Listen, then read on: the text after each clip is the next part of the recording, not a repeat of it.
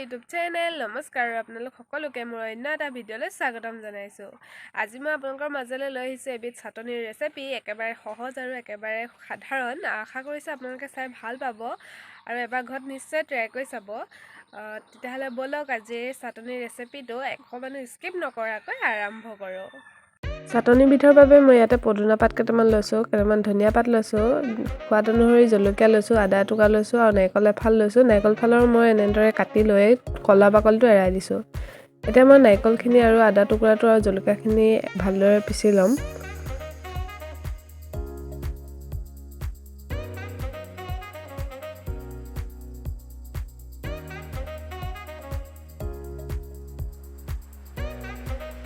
এইখিনি এনেদৰে পিচি লোৱাৰ পাছত মই ইয়াতে পদুনা পাতকেইটা আৰু ধনিয়া পাতকেইটা দি দিছোঁ।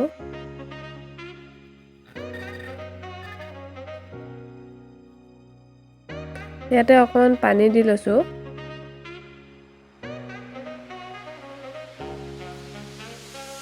আৰু এইখিনি এনেদৰে অকণমান মিক্স কৰি আকৌ এইখিনি ভালদৰে পিচি লৈছোঁ। এইখিনি এনেদৰে পিছাৰ পাছত মই ইয়াতে সোৱাদ অনুসৰি নিমখ দিছোঁ আৰু এইখিনি আকৌ এবাৰ পিচি লৈছোঁ যাতে নিমখখিনি মিলি যায়।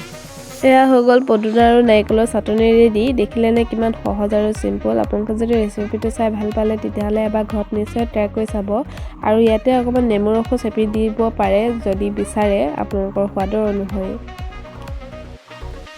এয়াই আছিল আজিৰ একেবাৰে সাধাৰণ আৰু সহজ ৰেচিপি। আশা কৰিছোঁ আপোনালোকে চাই ভাল পালে আৰু যদিহে ভাল পালে তেতিয়াহ'লে প্লিজ এবাৰ ঘৰত নিশ্চয় ট্ৰাই কৰি চাব আৰু মোক কমেণ্ট কৰি জনাবলৈ নাপাহৰিব। যদিহে মোৰ ৰেচিপি ভিডিঅ'বোৰ চাই ভাল লাগিছে তেতিয়াহ'লে প্লিজ মোৰ চেনেলটো লাইক, কমেণ্ট, শ্বেয়াৰ আৰু ছাবস্ক্ৰাইব কৰি কাষতে থকা বেল আইকনটো প্ৰেছ কৰি দিব। ধন্যবাদ।